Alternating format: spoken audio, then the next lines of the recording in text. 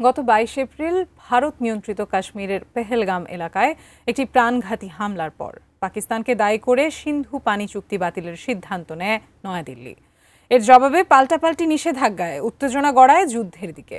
কিন্তু সেই আগুনে পানি ঢেলে পরিস্থিতি কিছুটা শান্ত করে দেয় যুক্তরাষ্ট্র। তবে এবার নতুন করে ভারতকে যুদ্ধের হুঁশিয়ারি দিল পাকিস্তান। কিন্তু কেন? বিস্তারিত জানাচ্ছেন জান্নাতুন নাহার জেরি।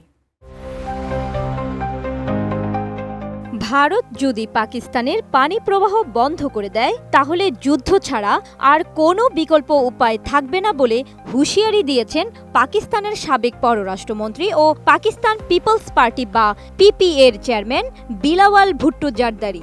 ভারত একতরফাভাবে সিন্ধু পানি চুক্তি স্থগিত করার ইঙ্গিত দেওয়ার পর এই প্রতিক্রিয়া জানান তিনি ভারতের বিরুদ্ধে পাকিস্তানের সন্ত্রাসের সহায়তার অভিযোগও তুলেছেন। 15 জুন জিও নিউজে প্রকাশিত এক প্রতিবেদন অনুসারে ডয়েচে ভেলি উর্দুকে দেওয়া এক সাক্ষাৎকারে বিলওয়াল বলেন, পানি তাদের জীবনের স্রোতধারা, এটি তাদের অধিকার, ন্যায্য অংশ।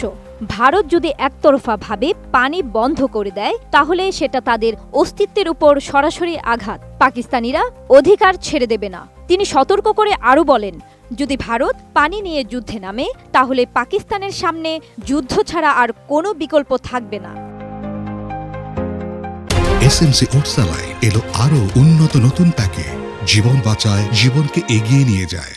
বিলওয়াল এই সাক্ষাৎকারে আরও বলেন, ভারতের পানি বন্ধের হুমকি জাতিসংঘ সনদের সরাসরি লঙ্ঘন। এ বিষয়ে তিনি সম্প্রতি একটি সংসদীয় প্রতিনিধি দলের নেতৃত্ব দিয়ে যুক্তরাষ্ট্র, যুক্তরাজ্য এবং ইউরোপীয় ইউনিয়নের রাজধানী ব্রাসেলসে কূটনৈতিক সফর করেন। সফরের মূল উদ্দেশ্য ছিল ভারতের প্রোপাগান্ডার জবাব দেওয়া এবং আন্তর্জাতিক পরিসরে পাকিস্তানের শান্তিপূর্ণ অবস্থান তুলে ধরা।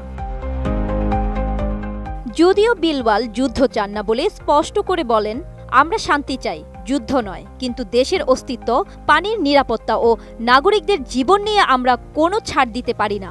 তিনি ভারতের বিরুদ্ধে পাকিস্তানে সন্ত্রাসী কর্মকাণ্ডে সহায়তার অভিযোগও আনেন এবং আন্তর্জাতিক সম্প্রদায়ের হস্তক্ষেপ দাবি করেন। এই অবস্থান পাকিস্তানের জাতীয় নিরাপত্তা নীতির একটি দৃঢ় প্রতিফলন।